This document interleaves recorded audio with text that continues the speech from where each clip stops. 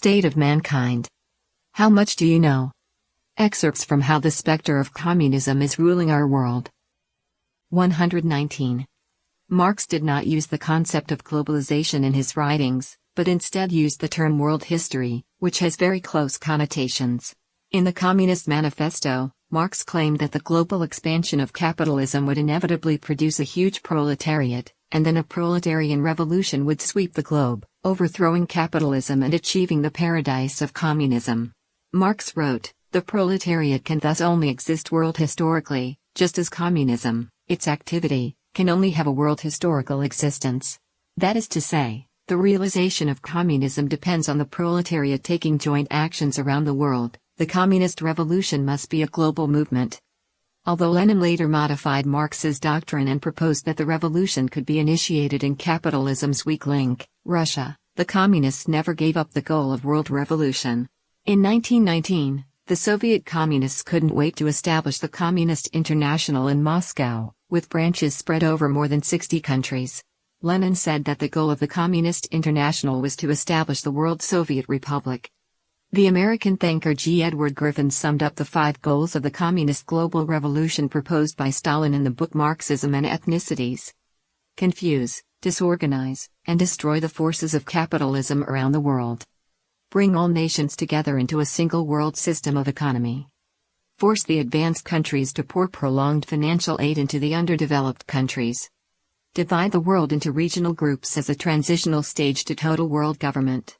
Populations will more readily abandon their national loyalties to a vague regional loyalty than they will for a world authority. Later, the regionals such as the present NATO, CETO, and the Organization of American States can be brought all the way into a single world dictatorship of the proletariat. William Z. Foster, the former national chairman of the American Communist Party, wrote, "A communist world will be a unified, organized world. The economic system will be one great organization, based upon the principle of planning now dawning in the USSR. The American Soviet government will be an important section in this world government." From Marx, Lenin, Stalin, and Foster to the community of human destiny proposed by the Chinese Communist Party, we can clearly see that communism is not satisfied with having power in a few countries. The ideology of communism from beginning to end includes the ambition of conquering all mankind. The proletarian world revolution predicted by Marx did not take place. What he thought was a desperate and dying capitalism was instead triumphant, prosperous, and flourishing. With the collapse of the Soviet and Eastern European communist camps, leaving only the Chinese Communist Party and a few other regimes, communism seemed to face its demise. This was ostensibly a victory for the free world. But while the West believed that communism would be swept into the rubbish heap of history, the trend of socialism, the primary stage of communism, was flourishing. The communist ghost is not dead.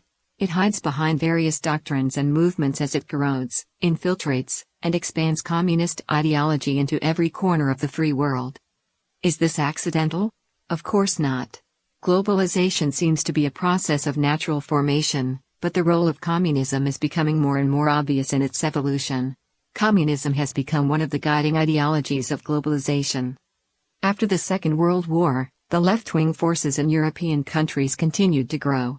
The Socialist International that advocated democratic socialism included political parties from more than 100 countries. These parties were in power in various countries and even spread across most of Europe. In this context, a high level of welfare, high taxes, and nationalization affected Europe as a whole. Globalization has hollowed out U.S. industry, shrunk the middle class, caused stagnant incomes, polarized the rich and the poor, and driven rifts through society.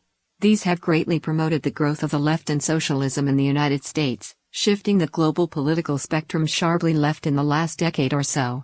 Left-wing forces around the world claim that globalization has caused income inequality and polarization between the rich and the poor. Alongside these arguments, anti-globalization sentiment has grown rapidly, becoming a new force that resists capitalism and calls for socialism. After the Cold War, communist ideas infiltrated economic globalization, with the goal that there would be no pure national economy, and the sovereignty of each country's national economic foundations would be undermined. The purpose was to fully mobilize human greed, while Western financial powers shifted wealth accumulated by society over several hundred years, to quickly enrich the Chinese Communist Party. The CCP then used the wealth it rapidly amassed to morally bind up other countries and drag them down. As the head of the communist forces in the world today, the CCP is constantly strengthening its economic growth while injecting a dose of strength into the left-wing and communist parties around the world.